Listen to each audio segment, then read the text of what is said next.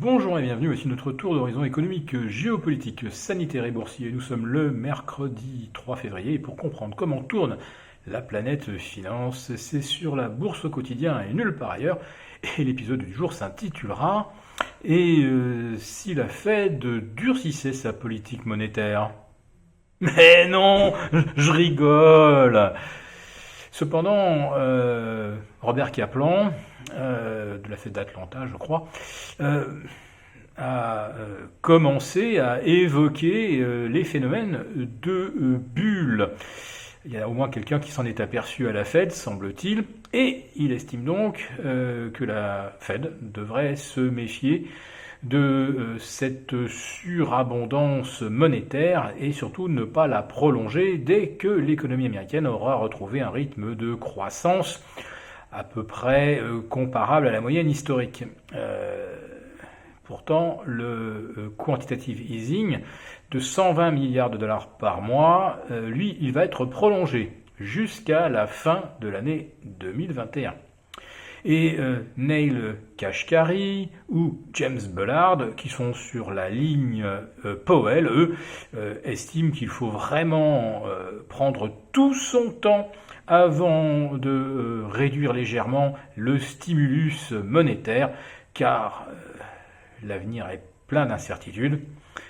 Il est vrai qu'il n'y a rien de plus incertain que le futur, et que ce serait vraiment une erreur que de priver l'économie américaine d'un stimulus monétaire tant qu'on n'aura pas retrouvé les niveaux de croissance de 2019. Bon, allez, on est tranquille, là on en a au moins jusqu'à fin 2022. Alors la question des bulles boursières, ça a été illustré par le feuilleton GameStop, AMC et puis même Nokia et même BlackBerry, qui ont vu leur cours doubler, tripler, sans qu'il y ait de véritables nouveautés fondamentales pour ces titres. Donc la surabondance monétaire alimente désormais des stratégies hyper spéculatives où on ne cherche pas à gagner 10, 15, 20%, mais à gagner 200, 500, 1000%, et peu importe que ce soit suite à une manipulation de cours, voire même à une erreur de mnémonique, comme sur Signal ou GME, une minuscule mine australienne qui a vu son cours multiplié, je ne sais plus combien, par 100 peut-être, sur une erreur, une confusion sur le mnémonique avec GameStop. Si les banquiers centraux mènent le monde, vous en avez d'ailleurs une nouvelle illustration, puisque Mario Draghi vient d'accepter la proposition du président italien Mattarella de former le prochain gouvernement italien. Alors on se doutait bien que Mario Draghi était appelé aux plus hautes fonctions en Italie. On pensait bien sûr au poste de président du Conseil, mais on se disait que ça pourrait peut-être attendre jusqu'au printemps 2023 et les élections officielles. Sauf que là, puisque M. Giuseppe Conte a été incapable de réunir une coalition, de former une coalition majoritaire, et qu'on ne voit vraiment aucune combinaison possible, ni pour lui, ni pour Matteo Renzi, ni pour M.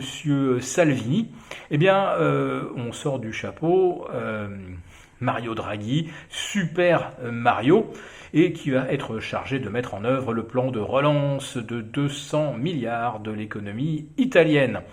Car s'il y a eu toutes ces tensions au sein de la majorité de M. Giuseppe Conte, c'était parce qu'on n'était pas d'accord sur la façon d'affecter les 200 milliards. Là, cette fois-ci, eh bien, nous avons une courroie de transmission quasi directe entre Bruxelles, Francfort et Rome.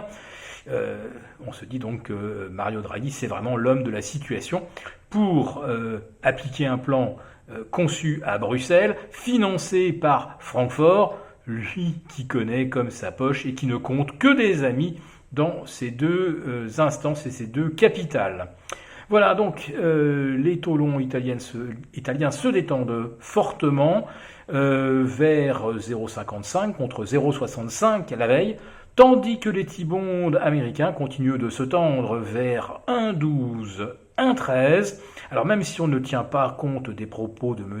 Kaplan sur le risque de bulle financière, on se dit tout de même que le danger inflationniste à l'horizon 2024-2025 n'est peut-être pas aussi futile que cela. Voilà.